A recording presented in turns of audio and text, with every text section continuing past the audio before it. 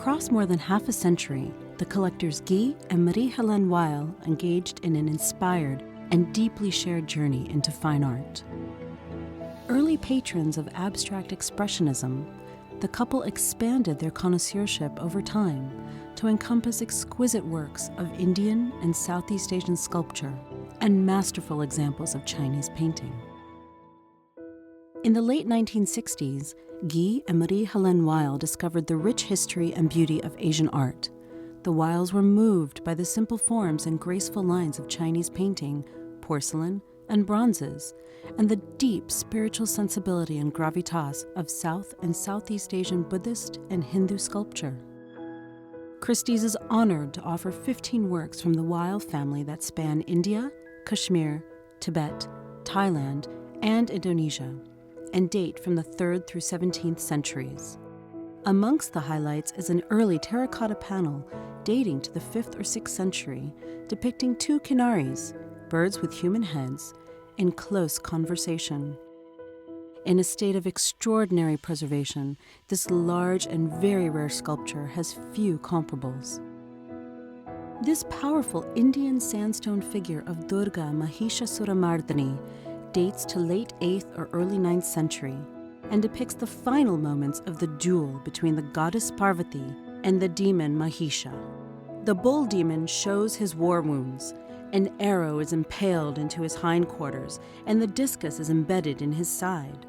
Durga stands on the buffalo, one hand grasping his snout, as she plunges her trident into the animal to pull the demon out from the neck and send him to the netherworlds. Her lion prepares to bite into the rump for good measure. This parcel-gilt ewer from Tibet is a Lamaistic Buddhist ritual vessel. It takes its name, monk's cap ewer, from the shape of its upper section, which resembles a Tibetan monk's hat. This form is usually associated with the Yongle period in China, when the emperor ordered significant quantities of porcelain sacrificial vessels of this shape to be made at the imperial kilns for the ceremonies in honor of the emperor's deceased parents in 1407. The Weills approached Chinese paintings with the same discerning eye, inquisitiveness, and gleeful passion that they brought to their other areas of interest. While their most important Chinese paintings now reside at the Metropolitan Museum of Art, to which the Weills were devoted patrons, 2 examples of Chinese calligraphy from their collection are offered here.